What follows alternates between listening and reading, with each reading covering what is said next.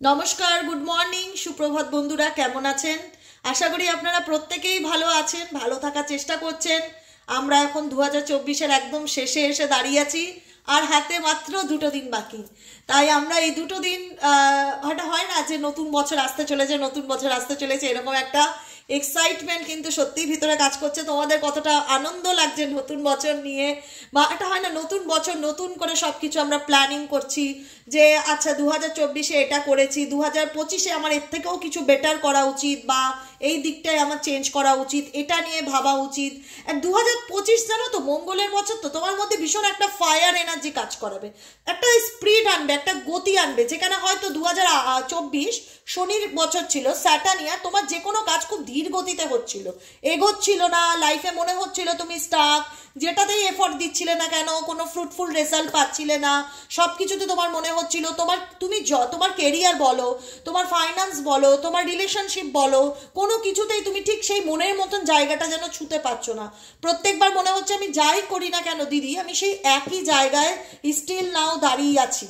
ঠিক আছে, সেখান থেকে বলবো আমি আমার প্রত্যেকটা বন্ধুদেরকে যে 2025 হচ্ছে তোমাদের জন্য চেঞ্জের বছর। চেঞ্জ আসবে, পরিবর্তন আসবে, গ্রোথ আসবে, সব দিক থেকে স্পিড আসবে, অ্যাকশনস আসবে, যেখানে তোমার মন তোমাকে বলবে আমার এবার সময় হয়েছে নিজেকে নিয়ে ভাববার, আমার জীবনে কিছু করবার আমার ইচ্ছে আছে। অ্যাকশনস নেওয়ার বছর হচ্ছে 2025 সাল। তাই বলবো পজিটিভিটির সাথে সামনের দিকে এগিয়ে চলো। ঈশ্বর বজরংবলী হনুমানজি তোমাদের সকল বাধাবিঘ্ন দূর করবে, তোমাদের সকল কাজে স্পিরিট এনে দেবে, সফলতা এনে দেবে, তোমাদের সকল আটকে থাকা কাজ এগিয়ে যাবে। শুধুমাত্র হনুমান চালিসাটা সকাল বিকেল জপ করে যাবে। হনুমানজির বীজ মন্ত্র ওম হাম হনুমতে নমঃ, ডেইলি 108 বার করে জপ করো, এটা হনুমানজির বীজ মন্ত্র। ওম হাম হনুমতে নমঃ। ঠিক আছে, হনুমান চালিসা পড়ো। হনুমান চালিসার বই তুমি সব জায়গায় পেয়ে যাবে, গুগল সার্চ করলে পেয়ে যাবে, পড়ো। চলো দেখে নেই তোমার সম্পর্কের অ্যাকচুয়ালি ট্রুথ কি, হোয়াট ইজ দি ট্রুথ।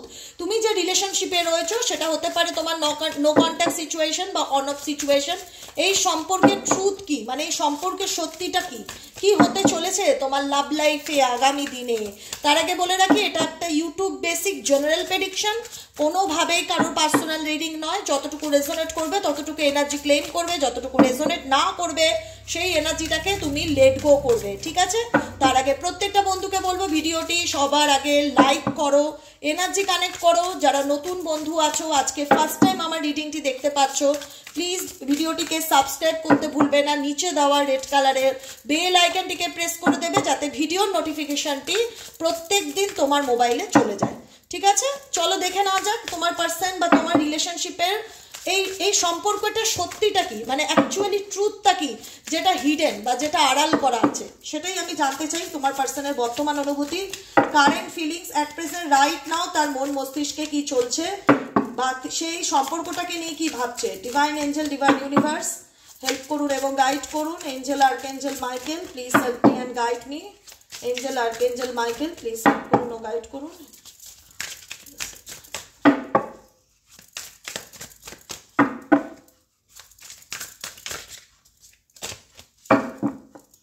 চলো, বটম অফ দ্য ডেকে আছে আনইন্টারেস্টেড। আনইন্টারেস্টেড কি ইন্ডিকেট করছে তোমার পার্সন সম্পর্কে, সবটুকু বলে দেবো। মুভিং ইন্ডিকেট করছে তোমাদের মধ্যে নো কন্ট্যাক্ট সিচুয়েশন আছে। ওয়ান্টস ইউ ব্যাক, এখানে কেউ একজন চাইছে তার কাছের মানুষ তার জীবনে কাম ব্যাক করুক, কিন্তু উল্টো দিকের মানুষটা দেখাচ্ছে আমার এই রিলেশনশিপে কোথাও না কোথাও ইন্টারেস্টটা কাজ করছে না। কারণ এখানে তোমার পার্সন তোমার থেকে মুভ অন করছে বা দূরে সরে যাচ্ছে, কিন্তু দূরে সরে গিয়েও কোথাও না কোথাও তার মন চাইছে সিচুয়েশন ডেফিনেটলি তোমাদের দূরত্বের জায়গায় তৈরি করেছে, যেখানে তোমার পার্সন তোমাকে বুঝিয়েছে যে আমার এই সম্পর্কে কোনো আগ্রহ নেই। আগ্রহটা বড় কথা, যে আমি একটা রিলেশনশিপে আছি, আমি কি মন থেকে আছি না ফোর্সফুলি আছি। এখানে তোমার পার্সন তোমাকে বুঝিয়েছে এই সম্পর্কটায় আমি মন থেকে নেই বা মন থেকে থাকতে চাই না, আমার কোনো ইন্টারেস্ট নেই। এটা হয়তো তোমাকে সে বলেছে বা এটাই হয়তো রিলেশনশিপের রিজন। মুভ অন করে গেছে, তোমার থেকে দূরে গেছে, কোনো থার্ড পার্টি সিচুয়েশন ওনার জীবনে আছে, কোনো বন্ধু বান্ধব, ফ্রেন্ড সার্কেল, এই জিনিসগুলো মানে গ্রুপ, মানে কোনো সঙ্গ ওনার জীবনে ভীষণ ইম্পর্টেন্ট। এই রিলেশনশিপ থেকেও যেটা ইম্পর্টেন্ট দেখতে পাচ্ছি সেটা হচ্ছে ওনার জীবনের সঙ্গ দোষ আছে। মানে আমি আমার বন্ধু বান্ধবের জন্য আমি আমার সংসার ভাঙলাম, কিংবা আমি আমার থার্ড পার্টির জন্য আমি ঘর ভাঙলাম, বা কোনো ফ্যামিলির জন্য আমার পার্টনার আমার সাথে সম্পর্ক ভেঙে দিল, এরকম কোনো সিচুয়েশন তোমাদের রিলেশনশিপে দূরত্ব হওয়ার কারণ দেখা যাচ্ছে। যেখানে দাঁড়িয়ে অ্যান অফার মন তো চাইছে তোমাকে একটা অফার বা অপরচুনিটি দেই, এইরকম এনার্জি কিন্তু দেখা যাচ্ছে অ্যান অফার।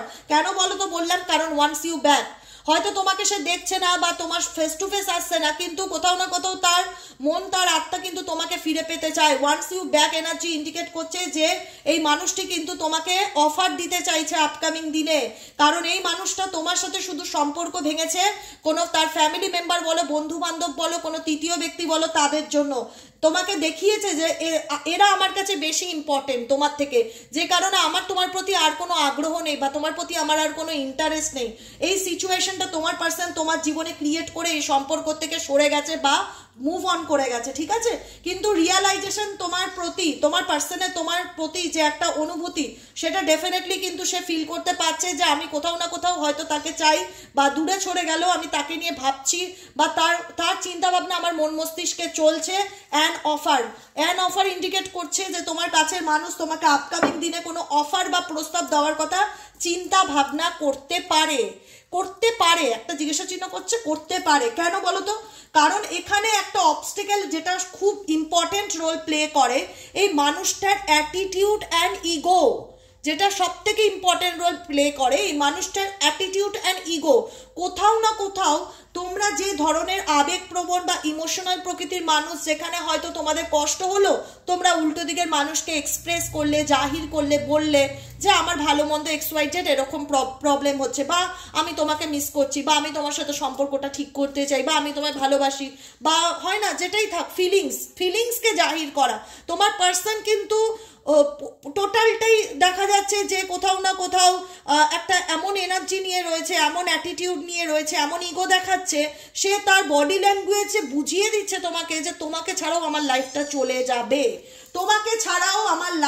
চলে যাবে, আর দিনের পর দিন তোমরা এই মানুষটার জন্য প্রত্যেকটা অকেশন বলো, বিবাহবার্ষিক বলো, ম্যারেজ অ্যানিভার্সারি থেকে শুরু করে বার্থডে সেলিব্রেশন বলো, বা তোমাদের দেখা হওয়ার সেই বিশেষ দিনটা বলো, ভ্যালেন্টাইন্স ডে বলো, প্রত্যেকটা মুহূর্তে তোমরা অপেক্ষা করে গেছো যে কাশ এই মানুষটা আমাকে উইশ করবে, আজ তো আমার জন্মদিন বা আজ তো আমার ম্যারেজ অ্যানিভার্সারি, মানুষটা হয়তো আমাকে এসে হ্যাপি ম্যারেজ অ্যানিভার্সারি বলবে বা হ্যাপি বার্থডে বলবে। তোমরা হোপ, তোমাদের মধ্যে একটা হোপ কাজ করতো যে মানুষটা আমার জীবনে আসবে, সেই বিশেষ দিনটা তো অন্তত আমাকে এসে উইশ করবে। কিন্তু তার মধ্যে ভীষণ রকম একটা, আমি যেটা ফিল করতে পারি, মেটেরিয়ালিস্টিক জিনিসটা খুব রকম কাজ করে, যে আমি কেন নত হব, হোয়াই, হয়তো এই সম্পর্কটা তার জন্যই দূরত্বের জায়গা তৈরি করেছে, তার জন্যই বোধহয় তোমাদের এই রিলেশনশিপে পাঁচিল তৈরি আছে। সে হয়তো অপশন হিসাবে তার ফ্যামিলিকে চুজ করেছে, বা কোনো তৃতীয় ব্যক্তি, তার কোনো গ্রুপ বন্ধু বান্ধব, তাদেরকে চুজ করতে গিয়ে সে হয়তো তোমাকে দেখিয়েছে যে আমার তোমার প্রতি কোনো আগ্রহ নেই। কিন্তু তুমি প্রত্যেকটা মুহূর্তে জীবনের বিশেষ দিনগুলোতে এই মানুষটার জন্য ওয়েট করেছিলে যে সে হয়তো এই বিশেষ দিনে তোমাকে একটা উইশ অন্তত করবে, ঠিক আছে। এটাই হচ্ছে সম্পর্কের সত্যতা। আমার প্রশ্ন ছিল যে এই রিলেশনশিপের অ্যাকচুয়ালি ট্রুথটা কি। অ্যাকচুয়ালি ট্রুথ হচ্ছে এটাই যে মানুষটাকে তুমি ভালোবাসো, সেই মানুষটা হচ্ছে অতি অহংকারী, ইগোয়েস্টিক এবং খুব জেদি, প্র্যাকটিক্যাল মাইন্ডে ভাবা একজন মানুষ, যার মধ্যে কিন্তু তার নিজের মনে হয় না যে সে, তাকে দেখে চেনাটা বা তাকে দেখে বোঝাটা খুব কঠিন যে সে অ্যাকচুয়ালি মানুষ হিসাবে কেমন। তোমাদেরকে যেটা সে দেখিয়েছে যে আমি ভীষণ কঠোর, আমার কোনো মায়া দয়া নেই, আমার কোনো মমতা নেই, এই রকম এনার্জি তুমি তোমার পার্সনের দিক থেকে ভাইবসটা ফিল করতে পেরেছো। কারণ এই মানুষটার জন্য তোমরা দিনের পর দিন কান্না করেছো, কষ্ট করেছো, চোখের জল ফেলেছো, কেঁদে ভাসিয়েছো, রাতের পর রাত ঘুমাতে পারোনি, প্রত্যেকটা মুহূর্তে মন বলছে আমার শুধু তোমাকেই চাই, তুমি কেন আমার জীবন থেকে চলে গেলে, কেন আমার সাথে এরকমটা করলে, কেন আমার জীবন থেকে তুমি চলে গেলে। কারণ এই মানুষটা তোমার জীবন থেকে চলে যাওয়াতে তোমার লাইফটা কিন্তু টোটালি হয় না যে মনে হলো যে ফাঁকা হয়ে গেল, তোমার জীবনে কি যেন নেই, তোমার প্রাণটা বোধহয় তোমার থেকে কেউ কেড়ে নিল। এই মানুষটা তোমার জীবনের একটা হয় না এমন একজন মানুষ ছিল যে কিনা তোমার বেঁচে থাকার একটা রসদ ছিল, যে তোমার মনে হতো যে আমার এই লাইফের একটা পার্ট, এই মানুষটা আমার জীবন থেকে চলে গেল, দিনের পর দিন রাতের পর রাত তুমি ডিপ্রেশনের মধ্যে দিয়ে কাটিয়েছো, কান্নাকাটি করেছো, মন খারাপ করেছো, হতাশা করেছো, ভীষণ রকমভাবে সিচুয়েশন তোমার, তুমি ভীষণ রকম কষ্ট পেয়েছো, ঠিক আছে? এই রিলেশনশিপটাতে তুমি ভীষণ রকম কষ্ট পেয়েছো। আজকে সিচুয়েশন ইন্ডিকেট করে রানিং। এই মানুষটা হয়তো কিছু সিচুয়েশনের জন্য তোমাকে রিজেক্ট করে দিয়েছে, তোমাকে বলে দিয়েছে এই সম্পর্কে সে কোনোভাবে এগোতে পারবে না বা তার পক্ষে পসিবল নয়, সেই সম্পর্কটার থেকে মুভ অন করে সে সামনের দিকে এগিয়ে যেতে চায়। এটা সে প্রত্যেকটা মুহূর্তে তোমাকে বুঝিয়েছে। এই রিলেশনশিপে থেকে না, এই সম্পর্কে থেকে তোমার কাছের মানুষ তোমাকে প্রত্যেকটা মুহূর্তে বুঝিয়ে গেছে যে আমার পক্ষে এই রিলেশনশিপটা আর কন্টিনিউ করা পসিবল নয়, আমি মুভ অন করে গেছি, তুমি তোমার মতন সামনের দিকে এগিয়ে যাও, আমি আমার মতন সামনের দিকে এগিয়ে যেতে চাই। কারণ আমার পক্ষে এই রিলেশনশিপ, তোমার কাছের মানুষ বা তুমি যাকে নিয়ে দেখছো, ভীষণ রকম তার অ্যাটিটিউড বা তার বিহেভিয়ার না তোমাকে প্রতিটা মুহূর্তে তিলে তিলে কুড়ে খেয়েছে। তোমরা প্রচণ্ড এই রিলেশনশিপ নিয়ে লিগ্যাল ইস্যু হতে পারে, তোমাদের ম্যারেজ হয়ে গেছে, তুমি ভালোবেসে বিয়ে করেছিলে মানুষটাকে, তোমার সাথে এমন একটা সম্পর্ক ছিল যে সম্পর্কটা তুমি কোনোদিন এক্সপেক্ট করতে পারোনি সম্পর্কে সত্যিটা বিচ্ছেদ হতে পারে। What is the truth? সম্পর্কে সত্যিটা বিচ্ছেদ হতে পারে, এটা লিগ্যালি চলে যেতে পারে, এটা কোর্ট কেস হতে পারে, এটা বিচ্ছেদের জায়গায় আসতে পারে। এটা তোমরা কোনোদিনও ইমাজিনেশন করতে পারোনি। কারণ যে মানুষটাকে দেখে তোমরা ভালোবেসেছিলে, তারপরে গিয়ে যে মানুষটার রূপ তোমার চোখের সামনে আসলো, তোমার মনে হলো এটাই কি সেই মানুষটা যাকে আমি মন থেকে ভালোবেসেছিলাম? এ কি করে এত নিষ্ঠুর হতে পারে? এর তো কোনো মায়া দয়া মমতা নেই। এ কি সত্যি আমার ভালোবাসে? কি কোনোদিনই কি কোনো ফিলিংস আমার প্রতি ছিল, নাকি সম্পূর্ণটাই একতরফা ছিল? কেন? কারণ এটাই আমি বলতে চাইছি, কারণ এখানে তোমরা অনেকে লিগ্যাল ইস্যুর মধ্যে দিয়ে যাচ্ছ, অনেকে ম্যারেজ হয়ে গেছে, কোর্ট কেস চলছে, ডিভোর্সের কেস চলছে, তোমার পার্সন তোমাকে মুখের উপরই হয়তো বলে দিয়েছে যে এই সম্পর্কটা আমার পক্ষে আর কন্টিনিউ করা পসিবল নয়, যেটা শোনার পর তুমি মানসিকভাবে ভীষণ রকম ভেঙে পড়েছিলে। তোমার মনে হয়েছিল যে মানুষটাকে আমি আমার জীবনের সবচেয়ে বেশি ভালোবাসি, সব থেকে বেশি সেই স্থানটা দিয়েছি যেটা হয়তো আমি কোনোদিনও কাউকে দিতে পারবো না, সে আমাকে মুখের উপর এইভাবে অস্বীকার করলো, সে আমাকে ইগনোর করে দিল, সে আমাকে রিজেক্ট করে দিল। এরকম এনার্জি, যেখানে আমি ভেবেছিলাম সংসার, সম্পর্ক, সুখী দাম্পত্য জীবন, আজকে এই রিলেশনশিপটা একটা লিগালি কোর্ট কেসের জায়গায় এসে দাঁড়িয়েছে। অনেকের ক্ষেত্রে, সবার ক্ষেত্রে নয়, কারণ সবাই এখানে বিবাহিত নেই। যারা বিবাহিত আছো তাদের ম্যারেজ লাইফ ডিভোর্সের জায়গায় পর্যন্ত চলে এসছে বা সেপারেশনের জায়গায় চলে এসছে, যেখানে তোমার পার্সন তোমাকে পরিষ্কারভাবে বুঝিয়ে দিয়েছে যে তার আর কোনো এই সম্পর্কটাতে এগোনোর ইচ্ছে নেই, ঠিক আছে? যেখানে তোমার মনে হচ্ছে তোমার পার্সন খুব কুল মাইন্ডে রিলেশনশিপটা ছেড়ে এগিয়ে গেছে, আর তুমি একতরফা প্রচণ্ড মানসিকভাবে ভেঙে পড়েছো, ডিপ্রেশনে চলে গেছো, হতাশার মধ্যে ভুগছো। তবুও মনে হয় এত কিছুর পরেও সেই বিশেষ দিনগুলো মানুষটার জন্য ওয়েট করি। মেবি হয়তো ও আজকের দিনটা আমাকে মনে করছে, আজকের দিনটায় ও আমায় কল মেসেজ করবে।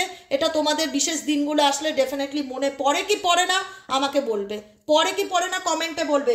কেন পড়ে না? কারণ এই মানুষটার সাথে তোমার এমন একটা বন্ডিং, এমন একটা কেমিস্ট্রি ছিল, এমন একটা কেমিস্ট্রি, মানুষটা তোমাকে এমনভাবে হাক করেছিল বা এমনভাবে একটা বলে না অনুভূতি তুমি এই মানুষটার টাচে এসে পেয়েছিলে, যেখানে তোমার মনে হয়েছিল যে এই মানুষটাই আমার জীবনের সব। এর সাথে থেকে যে আমি একটা পজিটিভ ভাইবস ফিল করতে পারি, সেটা আমি আর অন্য কিছুর মধ্যে অনুভব করতে পারি না। এই মানুষটার সাথে আমার একটা খুব ভালো গুড কেমিস্ট্রি রিলেশনশিপ রয়েছে, ঠিক আছে? যেখানে দাঁড়িয়ে তুমি কোথাও না কোথাও আজও স্টিল নাও এই সিচুয়েশন থেকে বেরোতে পারছো না। তোমার মনে হচ্ছে কেন আমার সাথেই হলো, কেন মানুষটা আমার সাথে এরকমটা করলো? যে মানুষটা আমাকে আশ্বাস দিয়েছিল যে আমি তোমার হাত কোনোদিন ছাড়বো না, বা এই মানুষটার টাচটা আমাকে একটা শেল্টার ফিল করাতো, মনে হতো এটা আমার মাথার ছাদ বা এটা আমার বাসস্থান, একটা আলাদা কমফোর্ট জোন ফিল করাতো। সেই মানুষটা আমাকে কিভাবে আমাকে রিজেক্ট করে দিতে পারে, কিভাবে আমাকে ডিভোর্সের কথা বলতে পারে, কিভাবে সে অন্য কারোর জন্য আমাকে ত্যাগ করতে পারে, তার মধ্যে কি সেই কোনো অনুভূতি নেই, কোনো কষ্ট নেই? সে যে আমাকে কমিটমেন্ট দিয়েছিল বা আশ্বাস দিয়েছিল বা যার কাছে থেকে আমি সবচেয়ে নিজেকে নিরাপদ ফিল করতাম, সেই মানুষটা কি করে আমাকে এই সিচুয়েশনে হুকড ইন্ডিকেট করছে, কি করে সে আমাকে এই সিচুয়েশনের মধ্যে ঝুলিয়ে রেখে দিল? কারণ তোমাদের মনে হচ্ছে তোমার মানুষটা তো ডেফিনেটলি মুভ অন করে গেছে, কিন্তু তোমরা মুভ অন করতে পারোনি, তোমরা মুভ অন করতে পারোনি, তোমাদের মনে হচ্ছে আমরা দিদি পারিনি, আমরা এখনো স্টিল নাও অপেক্ষায় আছি, আমরা স্টিল নাও এখনো সেই জায়গায় আটকে আছি যে কবে আমি এই সিচুয়েশন থেকে বেরোবো, কি আছে আমার ডেস্টিনিতে, আদৌ কি মানুষটা আমার জীবনে কামব্যাক করবে, কি হতে পারে এই রিলেশনশিপে, এটা জানা। এটা হচ্ছে তোমাদের কারেন্ট ফিলিংস, এটা হচ্ছে তোমাদের কারেন্ট ফিলিংস, ঠিক আছে।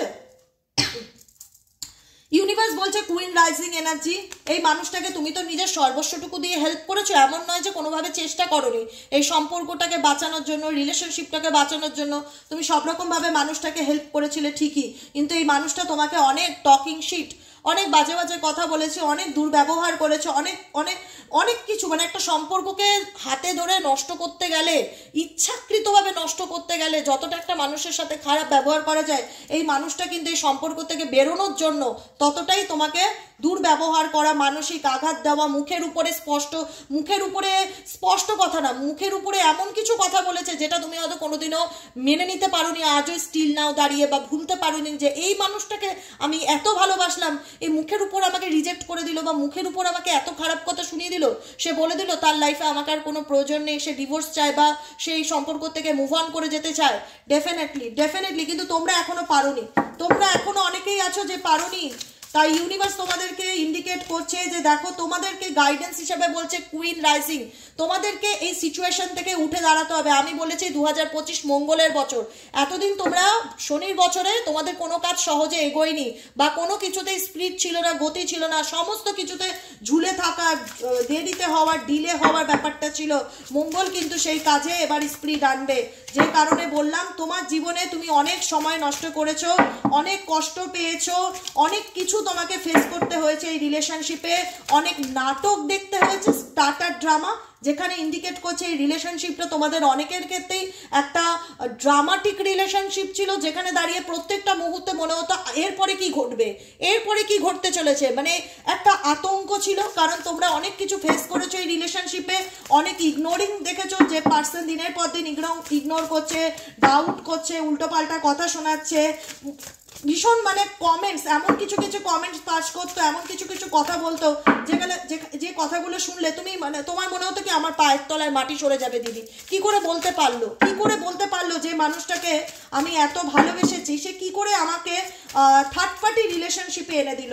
ডেফিনেটলি তোমরা এখানে যারা আছো মেজরিটি মানুষই থার্ড পার্টি রিলেশনশিপে আছো, এবং এই থার্ড পার্টি তোমাকে তোমার পার্টনারের চোখে খারাপ করার জন্য লেগে পড়ে তোমার পিছনে হাত ধুয়ে পড়ে আছে। তোমার পার্টনার যাতে তোমাকে সহ্য করতে না পারে, এবং তোমার পার্টনার যাতে তোমায় ভুল বোঝে, এর পিছনে তোমার পার্টনারের যতটা অবদান আছে ততটা কিন্তু তার ফ্যামিলি হোক, বন্ধু বান্ধব হোক, কোনো তৃতীয় ব্যক্তিরও সমান অবদান আছে, ডেফিনেটলি অবদান আছে।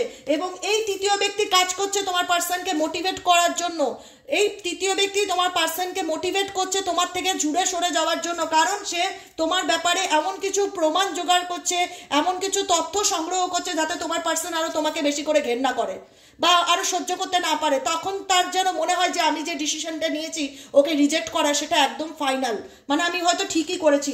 এরকম ভাবে কেউ কোনো প্রমাণ জোগাড় করছে বা কোনো তৃতীয় ব্যক্তি তোমার ব্যাপারে কোনো ইনফরমেশন তোমার পার্সনকে দিচ্ছে, কোনো স্ক্রিনশটের মাধ্যমে, ডার্ক ডিকিং, কোনো তথ্য সংগ্রহের মাধ্যমে, যে দেখো তুমি এই মেয়েটাকে ভালোবেসেছিলে, দেখো এই দেখো তার প্রমাণ, এই দেখো তার সম্পর্কে শোনো, এরকম কিছু কোনো তৃতীয় ব্যক্তি তোমার পার্টনারকে ম্যানিপুলেট করছে, কান ভাঙানি দিচ্ছে, পরিষ্কার দেখা যাচ্ছে। এটাই হচ্ছে এই রিলেশনশিপের সত্যি, ঠিক আছে। যে কারণে তোমার পার্সন কোথাও না কোথাও মনে করছে যে আমি যেটা করেছি ঠিকই করেছি,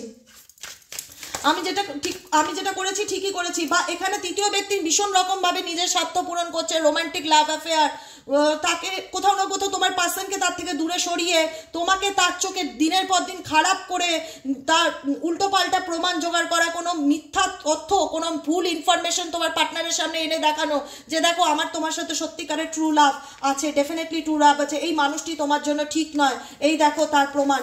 যেখানে তোমার পার্সন হয়তো এই থার্ড পার্টিকে প্রচন্ড রকম ভাবে ট্রাস্ট করে সে কোথাও না কোথাও তোমাকে দিনের পর দিন ডাউট করছে আর ভুল বুঝছে। এই সম্পর্কে ভুল বোঝাবুঝির কারণ, ভুল বোঝাবুঝি এবং দূরত্বের কারণ হচ্ছে কোনো তৃতীয় ব্যক্তি। এখানে তোমার পার্সনেরও দোষ আছে, যে কারণে তোমার পার্সনও কিন্তু থার্ড পার্টিকে কোথাও না কোথাও সেই বিশ্বাসটা করছে বা বিশ্বাসের জায়গাটা তৃতীয় ব্যক্তি ক্রিয়েট করে রেখেছে যে দেখো শোনো, last triangle screenshot and dart dicking indicate করছে যে তোমার জীবনে তোমার পার্সনের দূরত্বের কারণ কোনো, তোমার পার্সন তো ডেফিনেটলি আছে, কারণ তোমার পার্সন তোমার কোনো কথা শুনতেই চায় না, শুধু নিজের ব্যাপারেই বলতে ইচ্ছুক বা নিজে তার ঘোষণাটা জাহির করতে রাজি যে আমি এই সম্পর্ক রাখবো না।